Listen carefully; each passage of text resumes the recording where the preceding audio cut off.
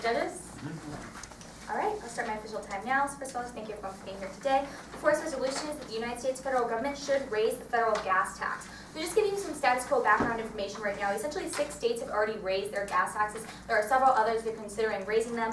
So essentially what's happened is Congress hasn't raised the federal gas tax in 21 years due to bipartisan dissension and other issues in Congress. So it essentially lags far behind the costs necessary for roads, et cetera, all sorts of infrastructure developments in these different states and countries. So essentially our plan for different states within our country. So our plan today is essentially the plan proposed last year by Blumenauer to raise the tax to 33.4 cents per gallon and 42.88 cents per gallon on diesel, with all this money going to the Highway Trust Fund, which is established or estimated to add $170 billion to the Highway Trust Fund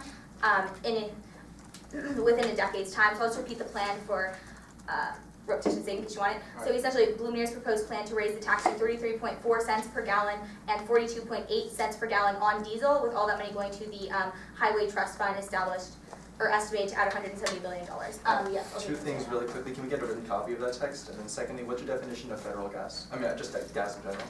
That's in general. Well, right now what we're talking about is we're going to be talking about different amounts of oil, so essentially those kinds of gases. Everything included in the first one. Yes, everything pretty much included within that. And as far as the written text, we don't have it down. We just read it though off of an article. I know, but like, Could you just like write down the Oh, gotcha. Okay. Yeah. Yeah, just go for that. But essentially what you should be weighing this round out is going to be net benefits via textual analysis. So essentially what we want you to do in this round is look at the impacts of our plan.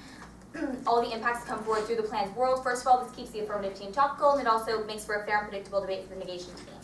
So moving forward, we have 2 contentions today. The first has to do with increasing infrastructure, and the second has to do with environmental benefits. So the current harms and status quo have to do with natural disasters that are hurting our infrastructure right now. And the gas tax goes to these infrastructure and development, such as roads, bridges, and other improvements to areas, but it's not enough right now. It's lagged behind the increasing cost because of the fact that Congress hasn't increased it in 21 years. And different states are trying to do it right now because the issue is so prevalent, it needs to be addressed by the federal government. I'll get to your question if I have time when I finish with this. So essentially, the link here is that by increasing this tax, you can increase the money that goes to the Highway Trust Fund, so they're able to develop better infrastructure in lots of states throughout the United States. So essentially, by increasing this infrastructure, you have a lot of major impacts coming off of this. First of all, you can increase jobs, since more people are going to be working on infrastructure and different roads throughout these different states to develop things, roads and bridges, etc. And that increases quality of life by allowing people to make more money they're living. They're also more money to be able to spend, so you increase consumer spending. And consumer spending is actually 80% of the economy, so you have lots of economic benefits by increasing the infrastructure here.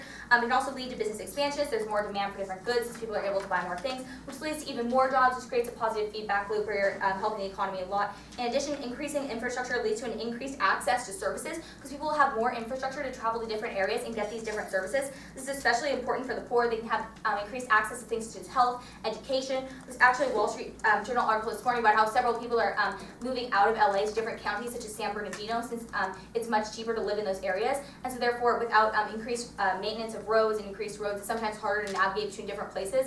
But essentially what it shows is that people are actually moving to places where it's a little cheaper to live sometimes, may not have as good of services because of the fact that they do not have enough money. So by increasing this infrastructure, you allow them to travel back and forth, increase access to all of these different services, which is important and can actually save lives. Moving forward, you can also have easier trade when you have better infrastructure, because you're better able to travel throughout networks and increase trade between tons of different regions. To make it so those costs are even cheaper, because there can be more direct routes to different places, or better maintenance of roads can increase driving times, and all sorts of things such as that. So those are all major impacts of this first contention. I'll take your point now. Can you clarify what net benefits via textual analysis means? Okay, net benefits via textual analysis means we're looking at the net benefits in the world caused by the plan. So essentially, we're going to be talking about benefits through our plan, and you'll have a fair and predictable debate round to be able to talk about the disadvantages through the plan. Okay. And also, these are net benefits for the United States, just in case that wasn't clarified earlier. And so essentially, our second contention has to do with environmental benefits. So right now, harms and status quo.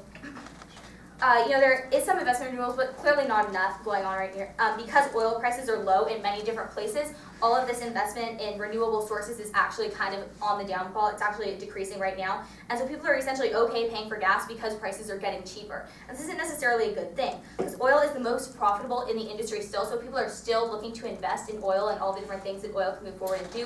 What we actually want to do is move to renewable sources, because that's actually much more sustainable, and that's exactly what you see through our plan. So essentially the link here today is that if you increase the price via this gas tax, or gas tax, what you can do is decrease the overall demand. So when you decrease the demand for oil, then people are going to be looking more to these renewable resources and the ability to have those. So essentially the impacts of this is there's more demand for ecologically sustainable cars, riding public transportation, these different companies trying to cut their oil costs. And the warrant right here is that Michigan prices actually increased about 18%, and it increased green cars in Michigan by 15%. So essentially you can see that you lead to more renewable sources in a more sustainable United States overall by having this gas tax in the first place. So essentially it leads to excessive environmental benefits. In addition, another link has to do with new infrastructure is actually more sustainable. So the infrastructure of the past, some that needs maintenance, is less sustainable than current infrastructure because there's a big movement to have more sustainable infrastructure that can make it so people can actually go to places they need to go. With more direct routes and more direct roads and things that will actually allow more walking. So with this increased infrastructure, what you can do is decrease the amount of driving people have to do. This goes ahead and leads to excessive environmental benefits by decreasing CO2 emissions. And essentially also doing nothing, if you do nothing and you stay with the status quo, what you lead to is actually more environmental catastrophes occurring because of climate change, which ruins roads even more. So it's kind of regressive there and moving backwards. So essentially, as you can see through our plan, what you can do is you can lead to excessive increase of different kinds of infrastructure, giving lots of different people jobs, affording people better access to different things, as well as environmental benefits that make the world better overall, and sustaining these different kinds of cars and different kinds of sustainable resources can actually give people even more jobs in the long run, especially since the world will eventually have to be moving to sustainable resources. We're actually better prepared for that future world, and jobs are more profitable and more valuable in that sector overall. So with that, I urge a very strong vote for the affirmative team.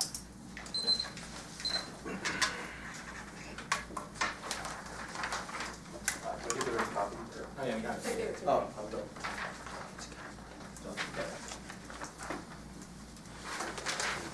Do we get a roadmap? Yeah, one off and then on case in order. Everyone's ready? Judges ready?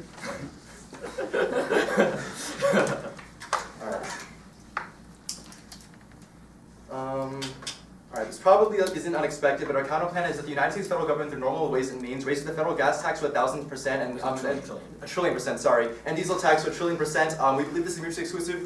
This is competitive because it's mutually exclusive, and it's competitive to net benefits. Part A is the solvency. Contention 1: no one's going to buy gas anymore in our world, which means we lose all money that goes to the gas industry, which means this is going to create future gas speculation. This ultimately collapses the oil industry because nobody's going to buy gas if it's outrageously expensive. 2: international holdings of China and Japan are worthless once the American economy collapses. Their economies crash, and this means the three powers that are key to actually saving the entire global economy are completely destroyed, which means there's going to be a global economic meltdown. Part 3: the US is going to look fucking insane. This destroys all future speculation, and there's going to be no more future stability within the American market. Part B is capitalism collapse is inevitable. But the apps world isn't fast enough to stop extinction. Part 1: unfunded liabilities are currently 820% of the GDP of the United States and 179% of the world's GWP, which means it's impossible to pay off in the status quo or in the apps world unless they can somehow make the GDP 8 times what they're actually advocating for. This means guaranteed collapse in the status quo. Part 2: alternative energy currently going down. Let's look at rare earth minerals. Iridium, which is key to building solar panels, only has 10 years of sustainability left. Neodymium, which is key to building wind turbines, it has the same timeline. Lithium, which is key to building any real steel infrastructure, is also going down. All three rare earth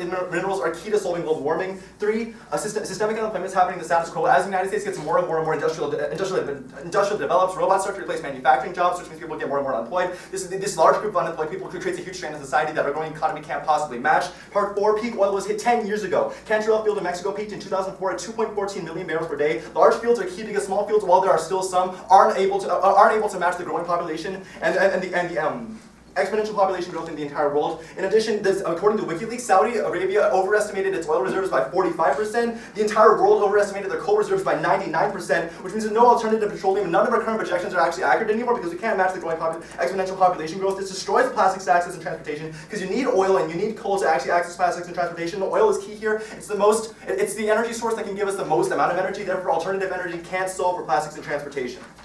Part 5 and Part B is that the boom bust cycle of capitalism is inevitable. Every single about 20 years there's going to be a recession because the United States is becoming more and more internationally evolved. The recession gets inevitably worse and worse and worse. Yeah? Yeah, right. Alright, Part C is that collapse now is better than collapse later. 1 is space weapons. Right now the United States is violating international space treaties by developing space weapons. One of the primary weapons is the Rod of God, which we'll be talking more about later. But since the United States has been developing rods of God, Russia and China have also been trying to match them, which means they're breaking their international space treaties. Ultimately this is going to lead to space war because right now we're running out of resources we're running out of resources in Earth, which means we're inevitably going to try to expand, but this is going to cause resource wars in space. Part 2, space weapons are unsustainable. Rods of God move at 11 kilometers per second from space. They're completely undetectable. Mutually assured destruction does not check space weapons because rods of God are undetectable. They don't give out the same heat signatures. They don't set up the same strategic defense systems that we have in the status quo, which means space weapons inevitably lead to human extinction. Part 3 is that human growth is exponential. Right now, there's huge resource shortages. One, the North Chinese aquifer is about to run out next year, which means North China won't have the water they need anymore, which means they're going to be starting to fight over water. Secondly, ever since the Green Revolution that happened in the 1950s and the 1960s, we've been using more pesticides, we've been using more fertilizers. And while that created an agricultural boom back then, right now that means 40% of the arable land in the entire world is completely unsustainable, which means we're going to have food shortages in the future. Whenever there's food shortages, whenever there's water shortages, inevitably there will be resource wars. So the impact of that is resource wars because countries are going to be fighting over the resources. Part 4, warming right now will destroy every single ecosystem. Right now, biodiversity is significantly hurt because if you even take out one species, like the probability of that one species dying and the probability of that species being a keystone species means it's going to be a trophic cascade. Once you take out one species, all the species that depend on that species go away, all the species that depend on those species go away, and that inevitably leads to extinction. Secondly, let's talk about ocean salinization. Once the Earth gets hotter, the ocean's going to get warmer, and that means more water is going to evaporate, which means the salt level relatively in the oceans actually increases, which collapses the entire ocean biosphere. Yeah? So you say your idea of an extinction, it continues your impacts, but a lot of animals have gone extinct in the last 100 years, and we haven't seen this catastrophic food chain thing happening. Why would it happen now? The catastrophic food chain happens because of a direct result of the Green Revolution. We're saying right now, because the food shortage, because our agricultural land is no longer sustainable, that's why food shortages are going to happen. Part 5, extinction. In the next, we will die. Everybody in this room will die from global warming in the next 104 years if we don't reduce carbon emissions by 20 to 60%. My opponents don't do that at all. I'm not just giving that to you. My opponents don't do that at all. They only reduce it by a little bit, but since we completely collapse the economy, carbon emissions go down by at least 90%. So part 6, transition wars are always going to be peaceful. Once the state collapses, they're going to lose legitimacy, which means nobody's going to want to fight for them. 7, states can't pay soldiers, which means international wars will never happen against it. The US dollar no longer has value. No one has a reason to fight for the states anymore. 8, collapse means individuals are going to focus on themselves. Since there's no large state hegemon, they're going to group into local communities. They won't want to go to war because they need to sustain themselves first without a state-run actor. 9, lack of resources kills the ability to wage war. This is pretty self-intuitive. If we don't have any more oil, if we don't have any more alternative energy, don't have rubber, don't have all that stuff, we can't use tanks, we can't use our nuclear infrastructure. Part 10, this creates local decision making because it reshapes individual mentality in local communities. We create local communities instead of this huge state-run actor. 11, this is going to lead to a decreased accumulation of power since we can't focus resources in one area, which means this prevents the impetus for going to war. 12, nuclear war doesn't lead to extinction for 3 reasons. 1, we've had thousands of nuclear tests since Hiroshima, but none of them have caused nuclear fallout. Secondly, various psychological studies says that knowing mutually assured destruction is a thing. We're never going to launch nuclear weapons on somebody else. C, nuclear winter will never happen because once the dust gets launched into the air, water coagulates around them, and eventually that's going to lead to rain, which means nuclear winter is rained out because the dust no longer stays in the atmosphere. Part D, DDEV makes a better world. 1, there is no value to life in the status quo. Since the agricultural revolution, we've been separated from nature, which means we don't engage our surroundings. Part 2, tech growth has increased astronomically since the agricultural revolution, and this has led to a pro-tech mentality and a belief we can stop our problems. 3, this mindset that led to the focus on the standing reserve of resources. Our mindset has become focused on technological growth and economic growth, and this has led to people and nature being viewed as tools for growth and being placed in the standing reserve of resources. 4, we collapse everything. Everyone works together to sustain themselves. There's no exploitating because now everybody's dependent on each other. We are no longer focusing on technology, which means the CP is the only way to solve dehumanization. 5, the plan enables us, the cotton plan, enables us to return to primitivism. Indigenous people do exist in Asia, South America, and Africa who are unaffected by the plan, which always allows culture to succeed. Their culture is viewed as successful in the cotton plan world, which means that everyone goes to the model. 6, this creates a looser class. Look to an example where 300,000 people protested the over-mechanization of the industrial countries at the G8 conference. People are totally willing to work together in order to stop this economic exploitation. We're the only ones that give them the tools to stop economic exploitation. On to their case. First of all, their entire case is a double bind. Either A, they get access to the fact that infrastructure means people are going to start buying more and more oil, and we can use that tax money to build better infrastructure, or they get access to the fact that nobody buys oil anymore, which means we're going to have a better environment, better sustainability. Only allow them to access one of their contentions, which immediately reduces their offense significantly. Second of all, neither of their 2 contentions talk about affecting China or Japan in any way, and since in our world China and Japan collapse is inevitable, we outweigh there. Furthermore, since there is a double bind, let me see. Oh yeah. Furthermore, since their first contention's about actually, that's really all the offense I want to put on their case. I just prefer vote in the negative. Thank you. Thanks, bro. Okay. I'm going to start off case and then go on case. Yeah. Okay. So starting my time now, the first thing I want to do is go over our case. The only thing they responded to was that we were in a double bind. This actually isn't true. The environmental point, I understand what they were thinking, but it simply isn't true. When the Congressional Budget Office made the prediction of how much we need to raise the gas tax, they took into account the idea that fewer people will be using oil, all of our benefits on the environment side, the idea that cars are getting more efficient and all that, they took into account when making the prediction for how much the tax is. So the tax actually covers the environmental benefits. Yes, people aren't going to be buying with oil as much. Yes, cars are going to be more sustainable, but that's incorporated into the statistics. The gas tax is still enough to fund all the infrastructure projects we talk about. We're not in a double bind. So cross off that rebuttal. There are other rebuttals. We didn't talk about China or Japan. I think this actually, we didn't directly talk about China and Japan, no, but I think our case still stands. They didn't respond to anything else. And the idea about China and Japan is you believe in our infrastructure, and my partner talked about increasing trade, increasing the efficiency of U.S. businesses, and the benefits to the U.S. businesses also translate directly to benefits to China and Japan, two of our major trading partners. When our economy jumps, theirs does too, because we trade so much with them. So if our businesses are more efficient, if people are happier, people are living more, those translate directly into similar benefits for China and Japan. More consumers to buy their products, they have more consumers to buy ours. You have the same benefits to China and Japan if that's where we're going to impact out to.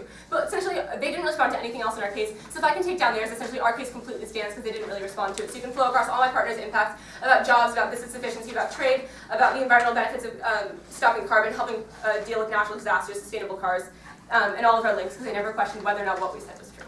So, understanding that our case completely stands. I'm first going to go into and respond to why they shouldn't be running this kind of case in the first place, kind of a topicality argument against their counterplan, and after that go and respond to their plan themselves. The first thing is interpretation. I think counterplan should be one real world and two round specific. And the violation is that the counterplan is neither real world nor round specific. And I have a couple of standards to prove this to you. The first thing is that they have an inferred prep time. I know this because they ran this against my teammates this morning. This isn't a plan-specific counterplan because they ran the exact same thing this morning. The unique benefits of parliamentary debate, this isn't public forum, guys, is that you have to change your plan every single time. It's the entire point of parliamentary is that we have to think on our feet. Is that yes, they're going to respond to saying, well, we should be doing research. I agree we should be doing research. My partner and I have read about the gas tax. It was in the Wall Street Journal this morning. But the idea is you should be well-rounded in a wide variety of issues. Therefore, you can adapt quickly to the round that you're in. Essentially, this idea of infinite prep completely dismantles the idea of parliamentary debate. Policy is a better place for this kind of plan because the idea there is that you research an entire year and run the same plan every round. But since we can see, one, they link into the abuse here because they've been running this plan before at this exact tournament against my teammates. So they're taking infinite prep, completely destroying the educational benefits of parlaying. Next unit is predictability. When we plan prep for this kind of thing, we're thinking about gas tax. My partner and I are thinking about things like jobs, about infrastructure, about environmental benefits. And while we value thinking outside the box, this isn't the same thing because it's not specific to the round. It's not something that could have been predicted out of gas tax. It could have gained these links out of absolutely anything. And so it's not anything we could have been preparing for prep. This takes away our entire after speech. So you see how little time I spent on the case because they didn't respond to it at all. We're just trying to mitigate it. Essentially, in terms of predictability, their case falls. The next thing I have to talk about here is ground. They take away all of our ground. This bit, anything that's not really very real world. They make all these things. They make all these links, but take away all of our ground. Talk about actual things like infrastructure and the environment because they make this crazy case that they've prepared before. We don't have the same ground to debate what we were talking about before. They take away all of our access to talking about our own points, responding to the thing. We prepared a lot of responses to what we thought they were going to say that are no longer relevant here. The next thing I want to talk about here is field context. When you read about gas prices in the news, you're not reading about gas prices being moved to 1 trillion% and therefore collapsing the economy. When you read about gas prices, it's about President Obama's current proposal, the ways he wants to change his new programs. So this isn't relevant in field context. Also common use. If you talk about a gas tax, you're not talking about collapsing the economy. You're talking about gaining state revenue for highways. Yes.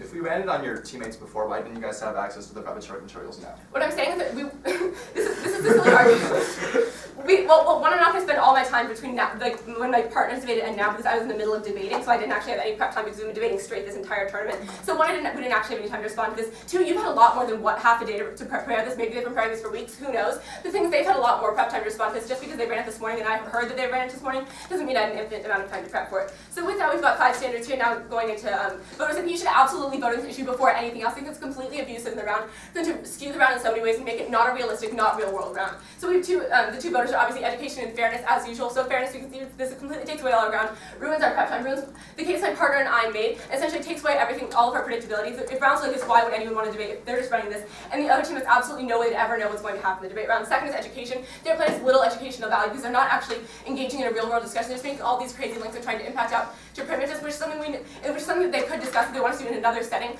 This isn't exactly the setting to do that. If they want us to stop the debate, can see the debate right now, we can talk about the benefits and harms of primitivism. That's fine, but clearly I don't think they care as much about talking about primitivism. They're just trying to use it as a sneaky tool to win the round, avoid the actual debate, and harm the educational value debate, which I think is the most important part. So with that, I think you should vote against them right there. I think this debate should be over. You should be voting for the affirmative because we were topical, because their counterplan is not real world and not round specific. But even if you don't buy that, I will go and respond to their case. So their entire idea is based on this idea that the current way our government works is not sustainable, right? They say that the inevitable collapse. All of these things are absolutely inevitable. But the thing is that's absolutely not true. What our entire society is moving to, our entire society meaning the world, specifically the European countries that are most advanced in this, is a movement towards somewhere where there's plenty of supply. supply. You can already see this in the status quo in the United States. A lot of things that were worth a lot before aren't worth that much now, right? Like, it used to be that only really, really wealthy people have cars. Now a lot of people have cars. You know, even like 10 years ago, it used to be that USB drives were really expensive. Now a lot of people have them, right? Essentially, we're moving towards an economy where we can create so much stuff that nothing really has any value anymore. Essentially, there's plenty of supply for everyone. And as we continue to move towards this society, things will get even better. You can look to the European North, like the kind of Nordic countries for an even more example, where they have even more supply because things can get so efficient that there actually isn't an inevitable collapse.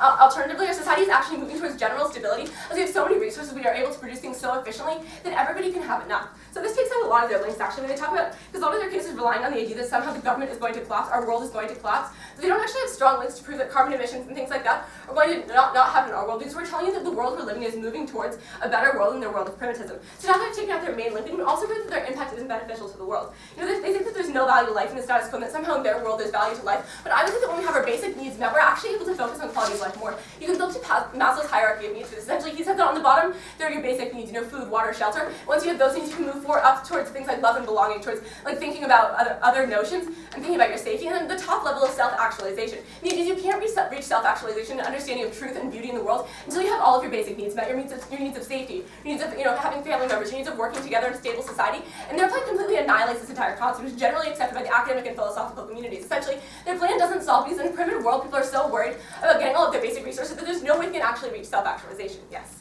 If your mom dies and you no longer have familial needs, are you saying that person can no longer reach self-actualization? What I'm saying is it's more difficult for that person to see truth and beauty in the world until they can get over their mom dying, which is a cold way to say it. But like eventually you'll come to a sense of acceptance, and once you come to a sense of acceptance, you're able to see more truth and beauty in the world. You look to people who are really depressed after facing natural disaster, they have a harder time seeing truth and things like beauty and the value of themselves in the world because they need to resolve other conflicts before that. So in this primitivism is also not because it leads to excessive violence, it leads to a lot of people dying. They also concede in the case that a lot of people are dying along the way to get here. I think this is absolutely not something we should try to do. We should try to be prioritizing life above all else. So we've got on our side not only that they're unfair, but also we preserve quality of life and length of life because we allow more people to live in a society like the United States in this primitive world that they're describing. So they need to prove those two things if they want to win this round. Thank you.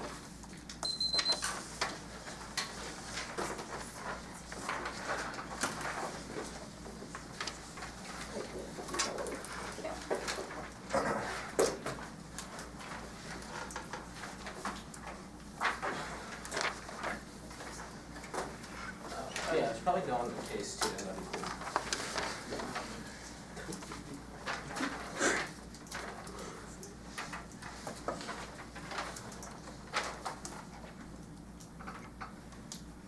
You go on their case first. Yeah, I'll go on their case first, then I'll go on to theory, then I'll go on to DDEV.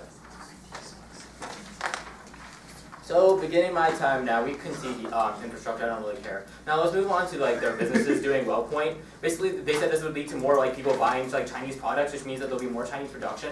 Now this means there's actually going to be more global CO2 emissions because China's like notorious for like having like high levels of CO2 emission for whatever like unit of product they create. So that means there's going to be more CO2 emissions. They don't reduce that. They also concede the fact that they have no impact whatsoever on China and India and Japan, Japanese pollution, which means that global warming is inevitable. They concede that. I'll also talk about that in DDEV. They also concede that the fact that the United States should, we also tell you that the United States reduction is not enough to stop global warming because China has now passed as the world's leading producer and India is close on its heels. So now let's go into theory. So basically, ICE's interpretation, they said that real world has to be real world and ground specific, and then they said that basically we violate this by not like being specific or real world. However, counter interpretation that we must simply have a counter plan that is a reason to reject the negative. Firstly is bright line because basically this prevents judge intervention because like what is real world? Like how do you determine whether or not it's ground specific? Like I think if it links to my opponent's plan, then it is like ground specific. So therefore we do meet. And I think that if it's real world, then all I have to do is have a positive net benefit. So therefore we also meet here because my opponent concedes all of our impacts. So now let's move on to like so basically we meet and also our counter trip. Let's move on to like the standards. First, you decided to talk about infinite prep. However, it's not infinite. We just decided to run DDEV like 2 days ago, and also you guys kind of had infinite prep on it too because there's so many files on DDEV on the internet that you could have looked at any time. Also, you could have already prepped for like during the rest of the day. We ran it like 4 times this tournament. Like you knew we were gonna run it. Like your partner has already seen it. You have the prep to do it, and also there's no reason why infinite prep is bad. Next, let's move on to predictability. Basically, we ran it like 4 times today. It's obviously predictable. It's an old case. You can find the files online. This is like silly. Next, move on to, also bright line. They have no bright line to determine what is predictable and what's not. Don't evaluate standards where there's no bright line to determine whether or not it is, whether or not it is bad or whether or not we violate. Cross-pilot to infinite prep because they don't tell how much prep is too much. So cross-apply that also. Yeah, I'll be on that. So like ground, basically, so if it is like, they say that our plan is crazy and illogical and not real world, so if it is crazy, then you can refute it easily, which means we actually give you more ground than we take for ourselves, so therefore ground is not an applicable standard in today's round. Then they decide to talk about field context. How does just re-entrench with current politics? Focusing on field context is actually bad, because if you want to like just learn, get education from field context, then you simply watch Fox News, MSNBC, and like read the field context. If you want to get like other education that you couldn't get there, you have to have like creative ideas that coming from today's round. Since you guys like haven't been like learning about this, as like you say, we are actually giving you more education by teaching about why DDEV is good. Next, they say that you should vote here. However, since they don't give you any framework to evaluate topicality under, we're telling you that you should evaluate under reasonability, which means that they must win all standards. Now, the reason behind this is that basically topicality is a golden bullet. If they win it, that means they can remove 100% of the one NC offense, of our like case, which is like really bad. So therefore, so basically it makes the entire debate inevitable, which basically means that they'll just run flawless topicality every round in the hope that we'll drop one standard and they can win on every round. That's like absurd for debate. Next, we tell you that that's like bad for education and fairness. Then we also tell you that like basically it's 100% offense on it. So like even if we do win this, like we can't leverage against my opponents, so therefore like that's really bad for debate also, because it means that this is like a no like harm argument that they can run and creates a massive time skew on our side. Next, let's move on to education. Basically, we control the internal link to education through creativity, and we force our opponents to be creative and like stop using their old block. We make them think on their own 2 feet, and as a result of that, we actually teach them also about DDEV and why DDEV is good. So like we control the internal link to education there. Also, we talk about fairness. We actually have more fairness because we're giving them all the ground that they could like possibly have. Like they say it's crazy illogical. If it's crazy illogical, prove it. Then they decided to say that basically we're not sincere about this. Like if we do care, we just concede. However, like we need to win this round. We need to vote for it because voting next shows that this plan is a good idea. The only way we can you can show the rest of the debate world that this is a good idea is by voting for us. This round is televised, like being recorded, which means that if you vote for us, that means people who are watching this round realize it's actually a good idea. Yeah, it's good. Yeah. But if your topicality argument is so strong and powerful, why would you need to win the round in order to get your message, considering it's already filmed and you can Okay, because right now it's being excluded from the mainstream. No, MSNBC, CNN are like not talking about it. However, we're like providing the education here, and the only way to get it in the mainstream is for people to say, wow, this is a great idea, and for the judges to like basically affirm that it is a good idea. Because, and also like you guys are trying to exclude them, like that's basically the point we're talking about. Like if you vote for them, that means you're excluding the idea from ever making it to the mainstream, which is bad. Next, so they decided to say, okay, so they can see the fact that we do collapse the economy, so that means that we do have solvency here. So now let's just move on to like capitalism collapse. Basically, they said that we have plenty of supply, so capitalism never collapses. But so, like, how does that mean that capitalism collapses is inevitable? Lots of supply could mean that we could go to communism as well. This is not key capitalism at all. And they can see the fact that we have unfunded liabilities. They can see all energy. They can see systemic unemployment. They can see peak oil. They can see that basically everything. They can see the capitalism bust. So that means that we do guarantee that capitalism collapse is inevitable. So we'll be extending all that across the flow. And also we want to collapse now better than collapse later. They concede that everything from like space weapons leads to extinction that MAD cannot solve check back. They can see the fact that human growth is exponential, which means resource wars occurs. They can see the fact that warming will destroy all ecosystems. They can see the fact that extinction is inevitable. They conceded that basically transition wars are peaceful. They can see the fact that states pay soldiers. They can see the fact that collapse means individuals focus on themselves. They can see that the loss of resources kill ability to wage war, which means no war happens ever in the future. They can see the fact that this leads to local decision making, which means small village communities, which leads us to primitivism. They can see the fact that this leads to decreased accumulation of power, which means no resources get focused into war, which is awesome. They can see the fact nuke war never happens, but that doesn't really matter in today's round. And also we want to DDEV makes a better world.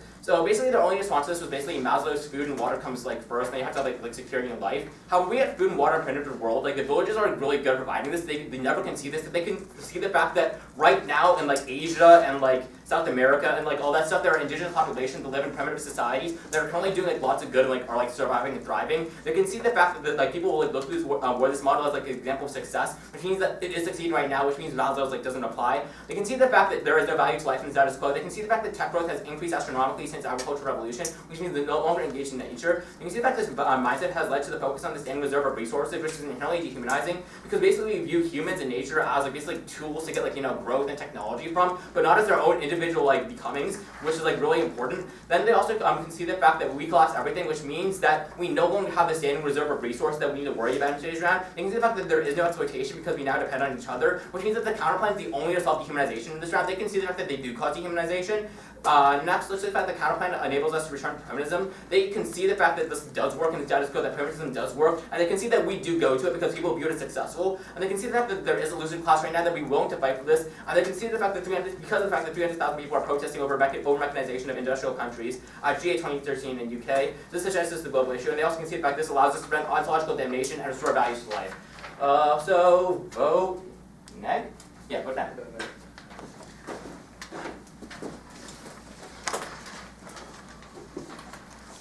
Opponents ready?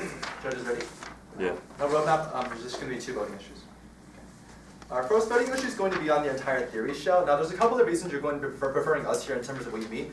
First of all, they don't actually have a way to objectively evaluate the theory shell, so we give them one reasonability. They have to win every single standard in this debate. So they have to win ground, they have to win field context, they have to win creativity, and they have to win like the real world policy making and all of that stuff. Because if even one of those things is that, even if they even lose one of those things, then sorry, let me rephrase that. Since topicality is a no harms kind of argument, they can run it every single time. They should win on every single standard because in order to win on topicality, you should prove that we're abusive in every single manner. It's reasonable to assume that one of our standards enables us to link to creativity, and that's not creativity, it enables us to link to education, and that standard is clearly creativity. This entire debate is shaped around something that's very non-traditional. No one's ever going to walk up to Obama and say, all right guys, let's collapse the entire economy. That's why this is inherently special, because as future policymakers, we need to actually expand our modes of thinking. We can't get entrenched in the status quo, or else future progress, future growth is never going to be actually possible. So in terms of real world actual impacts, vote for us on education, because this is the most educational form of debate. Every single other debate, we can talk about oil, we can talk about oil taxes, we can talk about all these other issues, but now we're talking about DDEV. Now is an independent opportunity to not only educate the affirmative, but also to educate every single person in the entire room and every single person watching a point of information that this is a viable mode. This is a viable mode. Instead of actually questioning our own, instead of like painting our ideas as absurd, if they really did have a ground, no, sorry, instead of painting our ideas as absurd, they should instead be shutting them down, because things are absurd for certain reasons. We can't simply engage in tautological thinking where we say, that's absurd, and since it's absurd, we're never going to think about it because it's absurd. Instead, we should realize why things are insane, why things don't make sense, and that's how we engage them on it. So we went on ground because we frankly gave them more ground. If this idea really is that crazy, they should be able to easily win the debate. Field of context is bad. Don't use that as an evaluatory standard, but even if you want to use field of context, remember that there's so much out there on DDEV. Every single debater should know what DDEV is. Every single debater should understand the modes of thinking behind it and the ideas and the ideas that it perpetuates. That's what we're talking about here. We win all the standards, but we only have to win one.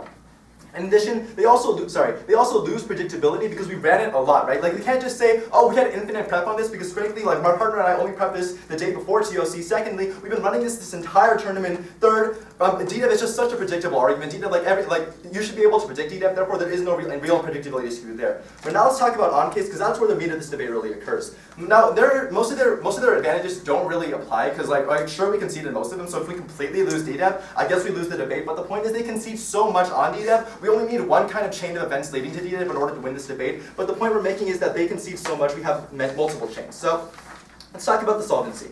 My opponent's attack on solvency is that since the world is moving towards a large abundance of supply, that we're never going to have a capitalism collapse because we have so much stuff. They don't really say why a lot of supply is automatically going to lead to capitalism, because there's certainly other forms of economic thinking. Furthermore, they concede the fundamental solvency that the United States looks insane the second we have a 1 trillion% tax. So the number 1 trillion should never appear in your laws. That's why the entire world is going to start distrusting the United States, because the United States is now going to be viewed as insane. There's no more investment into American economies. That's what causes the collapse of China. That's what causes the collapse of Japan. This is a real clear solvency into the collapse of capitalism. But the point of view we're trying to create here is that collapse following our counterplan starts instantly. The second our counterplan passes, the entire world's economy collapses. But right now, what we're seeing is that right now there is going to be capitalism collapse in the future. My opponents can see that capitalism will collapse in their world, but it's going to take much longer. That's the story we're trying to paint here. And they concede unfunded liabilities. They concede that alternative energy will never solve. They concede systemic unemployment. They concede peak oil was 10 years ago. They concede so many different parts of our story that if you even believe one of them, that proves that collapse is going to be inevitable, but it takes too long to happen. And the real net benefits we gain from this entire debate is the fact that our collapse happens first, and collapse happening right now is important because we avoid our extinction scenarios. We have several. The first extinction scenario is space weapons. Space weapons are words that never come out of my opponent's mouths, but they're going to be a fundamental scenario here because, right now the situation is we don't have any more resources. Like my opponents say, we have more and more resources, but they fail to talk about resource wars. They fail to address the North China aquifer leading to water shortages. They fail to address the Green Revolution leading to real agricultural change. The only response here is that since history's begun, technology has helped us get here. Technology has helped us get here. We've been getting better and better and better. But we're saying right now, technology has gone so far, capitalism has gone so far that now is when the collapse happens. Don't let them use historical examples and historical precedents to prove that collapse won't happen anymore, because collapse obviously isn't historical, or else we wouldn't even be in this room debating today. So, vote for us there. We avoid Space Force because there's never any real need to develop space weapons if the states completely collapse. Like, individual communities don't have the capabilities to develop space weapons, but they inevitably will in the status quo because we're running out of resources. Secondly, vote for us on global warming. They actually increase global warming in their world, so the probability that impact arriving is faster. We don't create global warming because we destroy all the emissions. Therefore, because of these two independent impact scenarios, you don't even have to evaluate primitivism at all because the world stops there. Global warming, space weapons, both short circuit any of the primitivism terms they can bring up. That's why I should affirm vote in the negative. Thank you.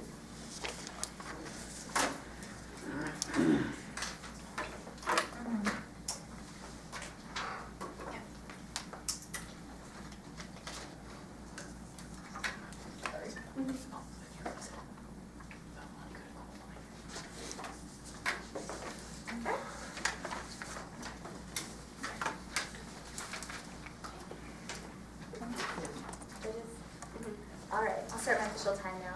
Essentially in this speech, I'm just going to be going over some basic reasons that you should definitely be voting for the affirmative team. First of all, we're going to go over topicality, then some voter issues if time permits. So essentially going into the whole entire topicality argument. So essentially, you have to evaluate this on competing interpretations. So essentially, there's Point of order.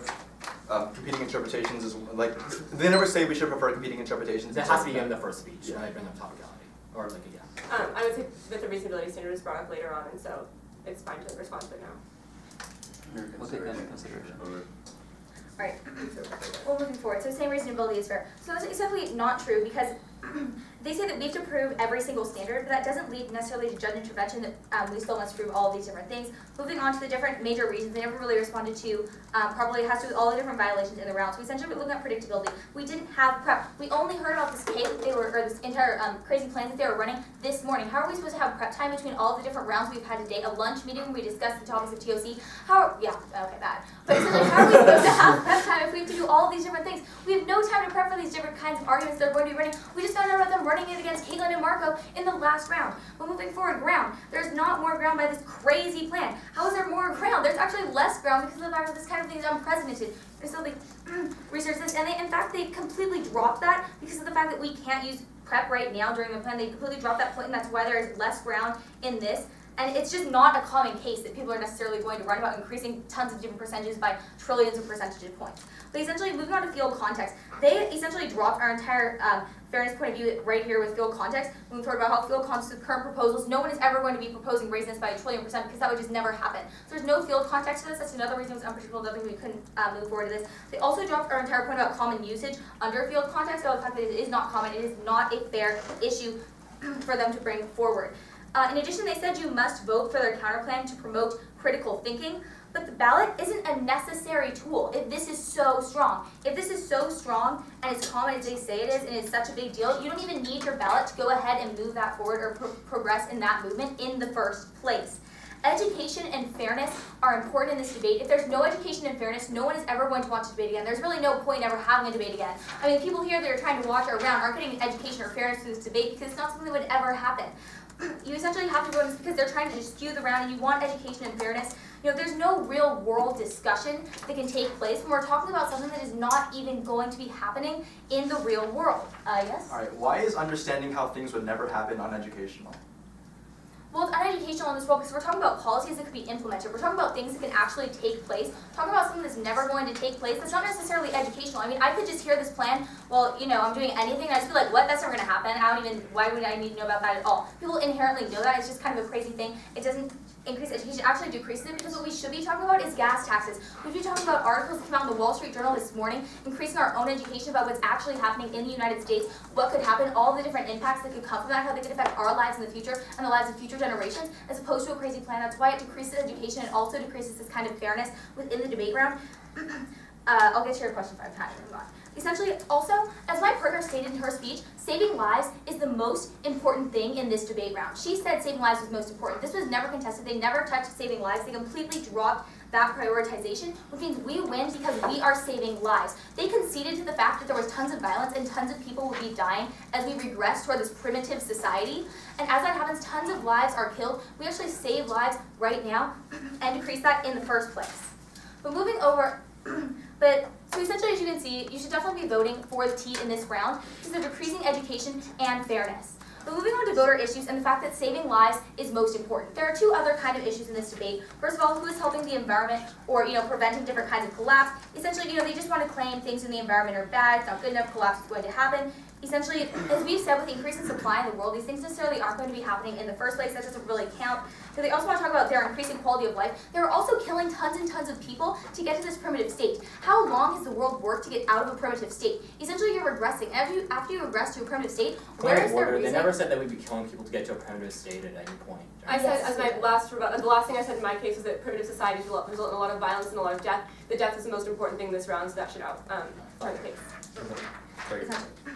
So there's no better quality of life for all of these people that are decreasing this primitive state. And as the world has worked so hard to get out of a primitive state, who is saying that when we get back to a primitive state, if that even happens, which of course never would, how would we, what is to say that the world won't actually progress to where we already are right now and things won't go down the same road? They never proved any kind of solvency at that point. You can't really apply it in the round at all. Moving on to the affirmative side, in this case, since we have more investment in infrastructure leading to sustainable trade and trade between different nations to actually lead to more peace. They would like to say there's going to be more, emissions in China and India. The world's already working on international regulations and different things to control that, so it doesn't really necessarily matter. But also, just who's helping the economy? You just think about primitivism.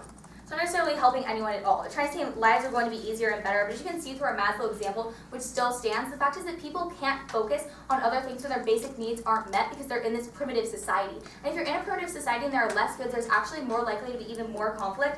So as you can see, you should definitely be voting for the affirmative team in this debate because of topicality, as well as the magnitude of probability of environmental collapse and the economy and all these things were essentially dropped to Thank you for the round. Thank you for that. Sorry, I couldn't get to your question. I was like, Well, I'm just shaking for everybody. Thanks for judging. Yeah, thank you for judging. Should we should I just wait outside? No, you guys are cool. Okay. Who wants to start? I need to vote first. Yeah.